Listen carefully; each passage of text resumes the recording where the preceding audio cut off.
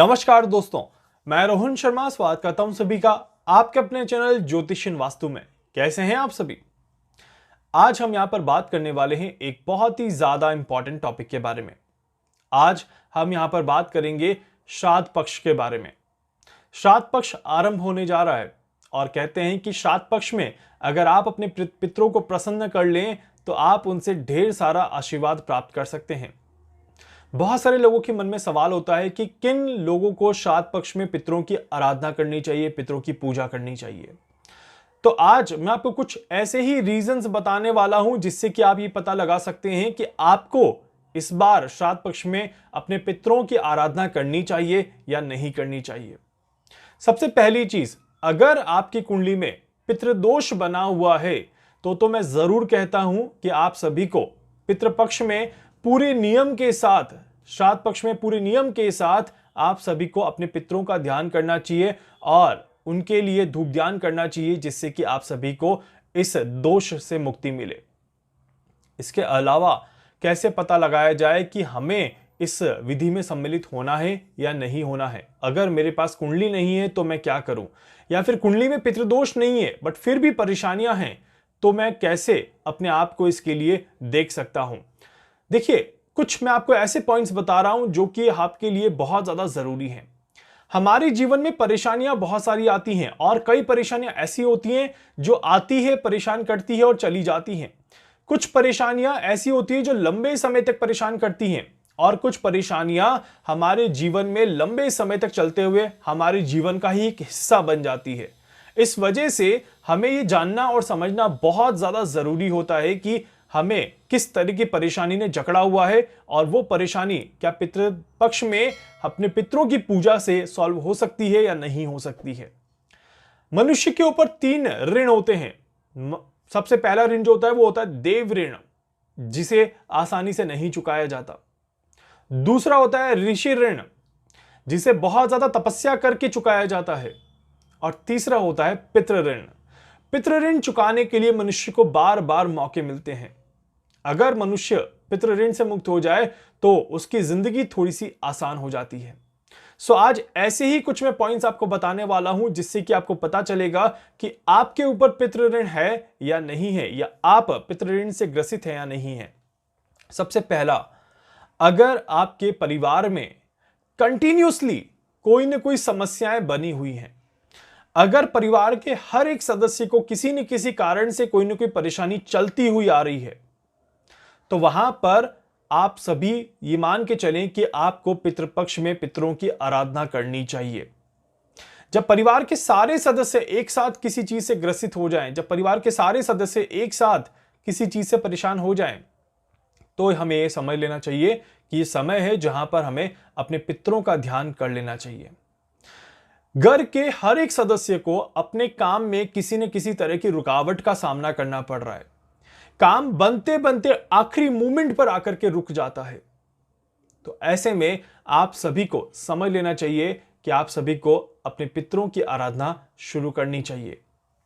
इसके अलावा घर के सदस्य, खासकर घर के बड़े सदस्य, कंटिन्यूअसली रोगों में अपने आप को उलझा रहे हैं, मतलब कि बीमारियों में ग्रसित हैं। लंबे समय से कोई बीमारियां बैक टू बैक परेशान करती चल रही है, या फिर मानसिक चिंताएं काफी ज्यादा बढ़ते हुए नजर आ रही है और मानसिक चिंताओं की वजह से आप सभी अपनी हेल्थ को भी खराब होते हुए देख रहे हैं। तो ऐसे में आप सभी को समझ लेना चाहिए कि आप सभी को पितृपक्ष में बहुत ज्यादा आराधना करने की जरूरत है। इसके अलावा कमाई तो बहुत अच्छी है बट बचत नहीं हो पा रही। पैसा आ रहा है और पैसा कंटिन्यूअसली जा रहा है। पैसे को लेकर के मानसिक चिंताएं बनी रह रही हैं और पैसे को लेकर के काफी ज्यादा परेशानियां देखने को मिल रही हैं। आप सभी आर्थिक तंगी की तरफ बढ़ते हुए नजर आ रहे हैं। तो यह भी एक बहुत बड़ा रीजन होता है कि आप सभी पितृ दोष के कहीं ना कहीं करीब हैं और आप सभी को पितरों की आराधना शुरू कर देनी चाहिए। इसके अलावा मेहनत बहुत ज्यादा कर रहे हैं, आप अपने काम में, अपने करियर में बहुत मेहनत कर रहे हैं, आपको उचित परिणाम नहीं मिल रहे। आपके बच्चे एजुकेशन में बहुत ज्यादा मेहनत कर रहे हैं, उन्हें उचित परिणाम नहीं मिल रहे। कोई बार बार किसी कंपटीशन एग्जाम को दे रहा है और 1 नंबर से 2 नंबर से बार बार रह रहा है, तो समझ लीजिए कि आपको पितरों की आराधना शुरू कर देनी चाहिए। यह आपके लिए अच्छा रहेगा। शादी को कई साल हो गए, बच्चे नहीं हो पा रहे, बहुत बार कोशिश करने पर भी आईवीएफ फेल होता जा रहा है और आप सभी को पुत्र या पुत्री का सुख नहीं मिल पा रहा, संतान प्राप्ति नहीं हो पा रही, तो मैं आप सभी को कहूंगा कि आप सभी नियमित तौर पर पितृपक्ष में पूजा अर्चना करें। इससे आप सभी को बहुत अच्छे परिणाम देखने को मिलेंगे। इसके अलावा घर में कलेश कंटिन्यूअसली बना हुआ है, घर में सुख और शांति बिल्कुल भी नहीं है, घर में विचारधाराएं एक दूसरे से नहीं मैच हो पा रही, पति पत्नी और माता पिता और बच्चों के बीच में हर दिन कोई न कोई बात को लेकर के परेशानी हो रही है, मतलब कि आप सभी को पितरों की आराधना शुरू कर देनी चाहिए। अगर कोई कोर्ट केस लंबे समय से चलता हुआ नजर आ रहा है, किसी न किसी कारण से कोर्ट के चक्कर बार बार काटने पड़ रहे हैं, तो यहां पर आपको पितरों की आराधना शुरू कर देनी चाहिए। प्रॉपर्टी को लेकर के, जमीन को लेकर के कोई विवाद लंबे समय से परेशान कर रहा है, प्रॉपर्टी की वजह से बहुत ज्यादा डिस्टरबेंस देखने को मिल रहा है, तो ऐसे समय में भी आपको पितरों की आराधना शुरू कर देनी चाहिए।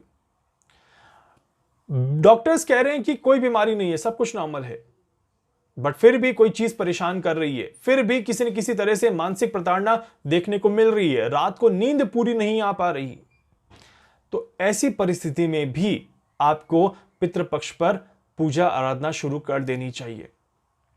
ऐसी अगर समस्याएं आपके जीवन में भी चल रही हैं, ऐसी अगर समस्याएं आपके परिवार के किसी सदस्य को देखने को मिल रही है, वीजा अप्लाई कर रहे हैं, वीजा नहीं लग पा रहा, बाहर जाने की कोशिश कर रहे हैं, बार बार रुकावटें आ रही हैं, या फिर किसी भी कारण से मानसिक परेशानी बनी ही रह रही है, पति पत्नी के संबंध मजबूत नहीं हो पा रहे, पति पत्नी के संबंधों में वो मिठास नहीं आ पा रही जो मिठास आनी चाहिए, कुंडली बहुत अच्छी मिलती है, गुण बहुत अच्छे मिलते हैं, बट फिर भी दोनों के बीच में परेशानियां बनी हुई हैं, तो ऐसी परिस्थिति में आप सभी को नियमित तौर पर पितृपक्ष में पूजा अर्चना शुरू कर देनी चाहिए।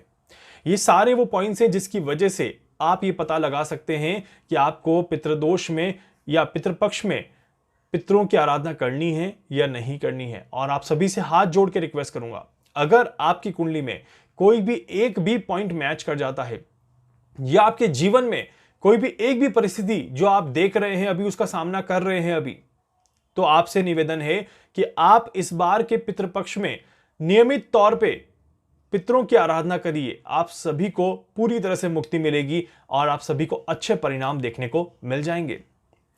पितृपक्ष में आप सभी को क्या करना है, कब से पितृपक्ष की शुरुआत हो रही है और किस तरह से आप अपने पितरों को प्रसन्न कर सकते हैं, कौन कौन से अचूक उपाय आपको करने चाहिए, इसकी सारी जानकारी आपको कल सुबह की वीडियो में मिल जाएगी। तब तक के लिए इतना ही मैं आपको बताऊंगा। उम्मीद करता हूं कि आप मेरी बात को समझ गए हैं और आप इस बात को नियमित तौर पर पालन करना शुरू कर देंगे।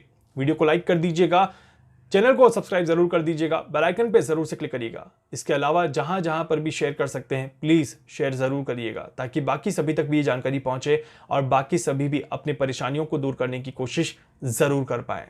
धन्यवाद।